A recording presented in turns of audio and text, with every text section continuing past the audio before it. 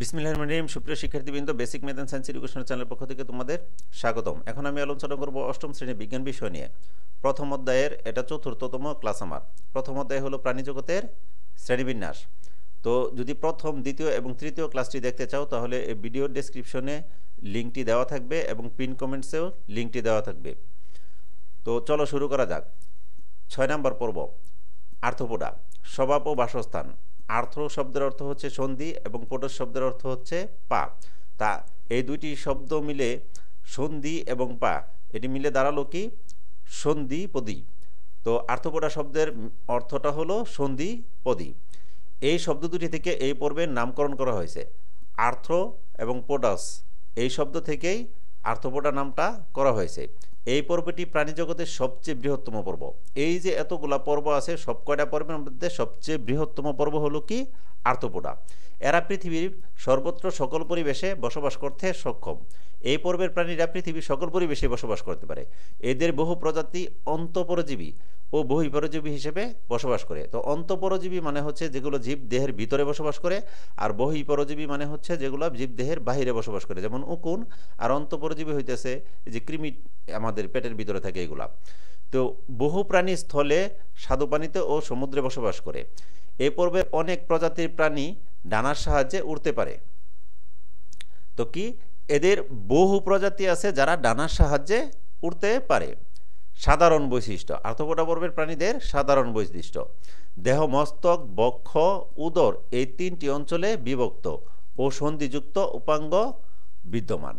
তো এই আর্থপোডা পর্বের প্রাণীদেরকে মস্তক অর্থাৎ মাথা, বক্ষ মানে হতেছে বুক, উদর মানে হচ্ছে পেট, এই তিনটি অঞ্চলে বিভক্ত এবং সন্ধিযুক্ত উপাঙ্গ বিদ্যমান। সন্ধিযুক্ত উপাঙ্গ জিনিসটা কি? এই যে পা, দুইটা পা দেখা যাচ্ছে এক জায়গায় সংযুক্ত। এই যে দুইটা অ্যান্টেনা আছে, এই অ্যান্টেনা দুইটাও এক জায়গায় সংযুক্ত, অর্থাৎ এক জায়গায় মিলিত হয়েছে, এটাকেই বলা হয় সন্ধি। তো 2 নম্বর বৈশিষ্ট্য, মাথায় একজোড়া পুঞ্জাক্ষী ও অ্যান্টেনা থাকে। তো পুঞ্জাক্ষী জিনিসটা কি এটা আমরা দেখি, যে মাথায় যে অ্যান্টেনা আছে, অ্যান্টেনাগুলো কিন্তু আমরা দেখলাম দুইটা প্রাণীরই কিন্তু অ্যান্টেনা আছে, কিন্তু পুঞ্জাক্ষী জিনিসটা কিন্তু আমরা সঠিকভাবে বুঝতে পারি না।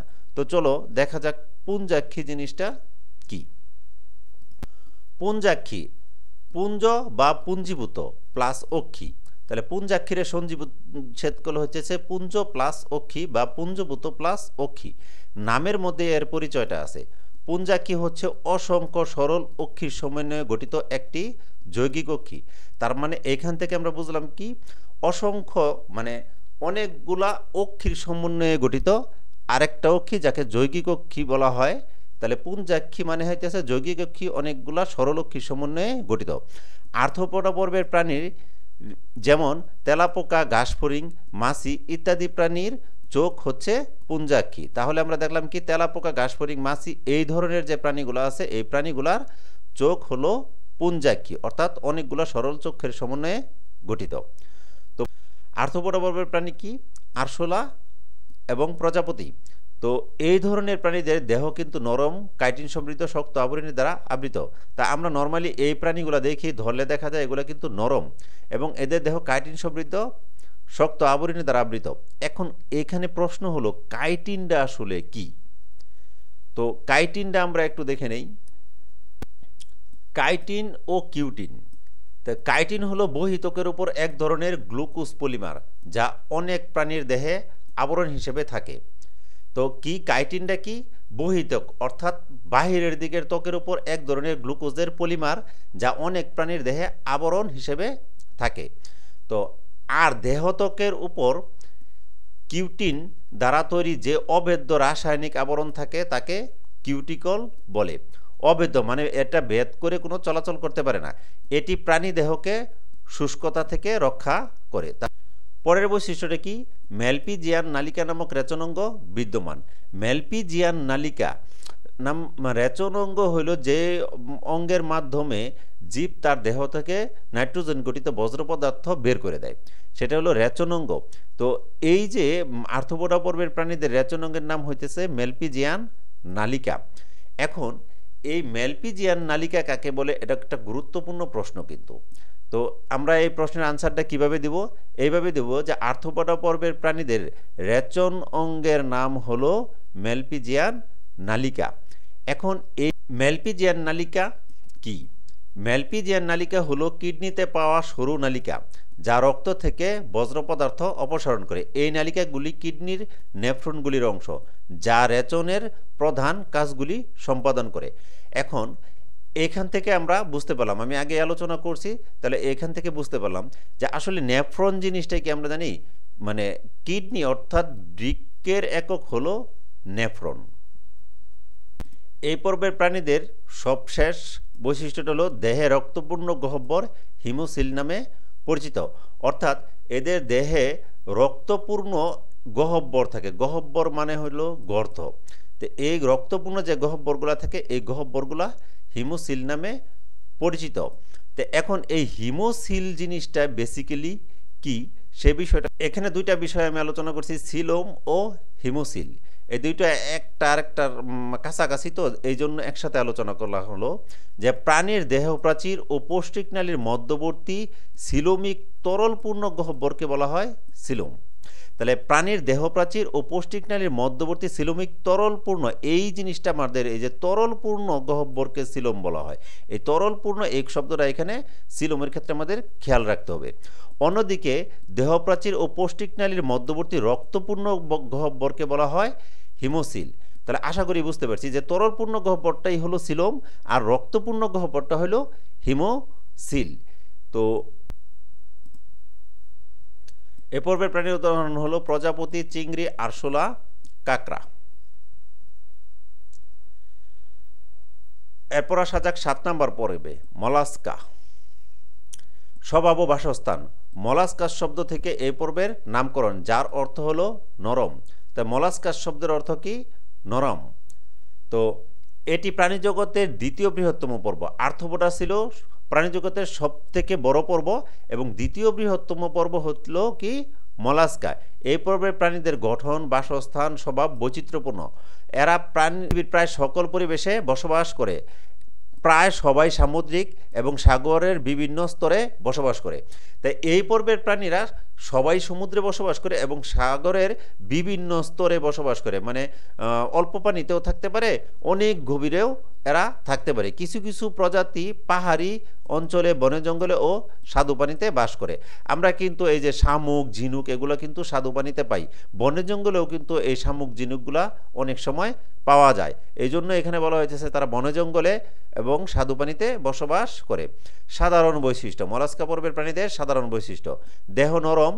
নরম দেহটি সাধারণত শক্ত খোলস দ্বারা আবৃত, এটা আমরা দেখতে পাই, এগুলো বোঝানোর কিছু নাই। পেশিবহুল পা দিয়ে এরা চলাচল করে। আমরা শামুক জিনিস অবশ্যই চলতে দেখছি, এরা দেখছি যে মাংসল পা দিয়ে সাধারণত চলাচল করে, যাদেরকে পেশিবহুল পা বলা হয়। তো ফুসফুস বা ফুলকার সাহায্যে শ্বসন কার্য চালায়। তাহলে কি? মলাস্কা পর্বের প্রাণীরা ফুসফুস বা ফুলকার সাহায্যে শ্বসন কার্য চালায়। তাহলে ফুসফুস এবং ফুলকা এই দুইটা জিনিস আমরা চিনি। আমরা যে জিনিসের সাহায্যে শ্বসন কার্য চালাই সেটা হলো ফুসফুস, আর মাছের যে শ্বসন কার্য চালায় সেটা হলো ফুলকার সাহায্যে। উদাহরণ: শামুক, ঝিনুক। 8, একাইনোডার্মাটা। স্বভাব ও বাসস্থান। একাইনো শব্দের অর্থ কাটা আর ডার্মা শব্দের অর্থ হলো ত্বক। তো এই শব্দ দুটির অর্থ থেকে আমরা একাইনোডার্মাটা শব্দের অর্থটা পেয়ে যাব। তো চলো দেখি একাইনোডার্মাটা অর্থ কি। অর্থ কণ্টকত্বকী বা কাঁটাযুক্ত ত্বক বহনকারী। তাহলে আমরা একাইনোডার্মাটা শব্দের অর্থ শিখে গেলাম, কণ্টকত্বকী বা কাঁটাযুক্ত ত্বক বহনকারী। এই শব্দ দুটি নিয়েই পর্বটির নামকরণ করা হয়েছে, অর্থাৎ একাইনোস এবং ডার্মা এই শব্দ দুটি থেকেই একাইনোডার্মাটা নামকরণটি করা হয়েছে।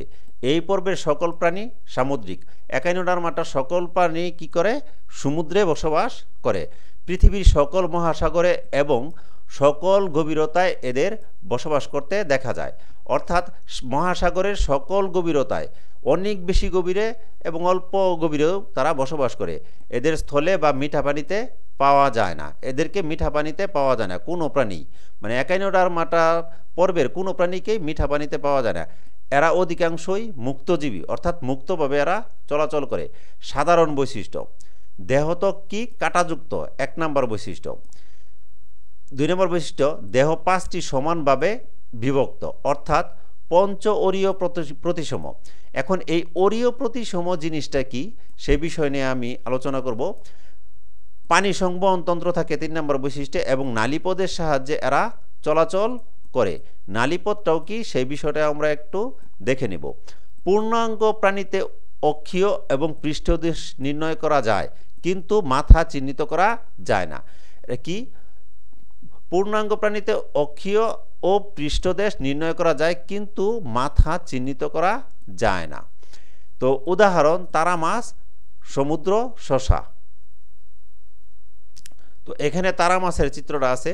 তো আমরা দেখে নেই অরীয় প্রতিসম এবং নালীপদ জিনিসটা কি। অরীয় প্রতিসম প্রাণী কাকে বলে?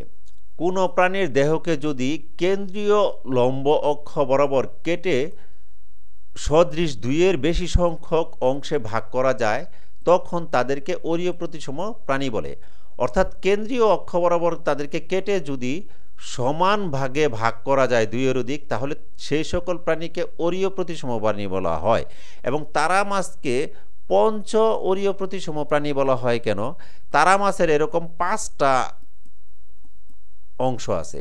এই 5টা অংশকে যদি আমরা এরকম মাছ বরাবর এরকমভাবে ভাগ করি, দেখা যাবে কি সমান অংশে এরা 5টা অংশে বিভক্ত হয়ে যায়। অর্থাৎ এদেরকে অক্ষীয় দেশ বরাবর যদি ভাগ করা হয়, তাহলে তারা 5টা সমান ভাগে বিভক্ত হয়। এই জন্য এই পর্বের প্রাণীদেরকে পঞ্চ অরীয় প্রতিসম প্রাণী বলা হয়।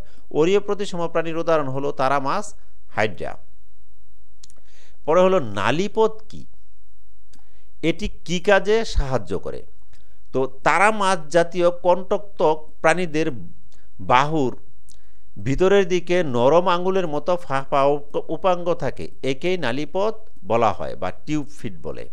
তো নালীপদ কি এবং এটি কি কাজে ব্যবহার হয়? আমরা নালীপদটা এখান থেকে শিখলাম। তারা মাছ জাতীয় কণ্ঠযুক্ত প্রাণীদের বাহুর ভিতরের দিকে নরম আঙুলের মতো ফাঁপা উপাঙ্গ থাকে, একেই নালীপদ বা টিউব ফিট বলে। এরপর এর কাজটা কি? এই নালীপদের কাজটা কি? নালীপদের কাজ হলো এগুলির শেষ প্রান্তে চোষক থাকায় তা শিকার ধরতে সাহায্য করে, অর্থাৎ এদের সাহায্যে শিকার ধরে। আর নালীপদের সাহায্যে তারা মাছ চলাফেরা করে। তাহলে কাজটা কি পেলাম? শিকার ধরে এবং নালীপদের সাহায্যে চলাচল করে। তো ভিডিওটি যদি ভালো লাগে থাকে অবশ্যই চ্যানেলটি সাবস্ক্রাইব করবে এবং লাইক এবং কমেন্টস করতে ভুলবে না। ভিডিওটি দেখার জন্য ধন্যবাদ।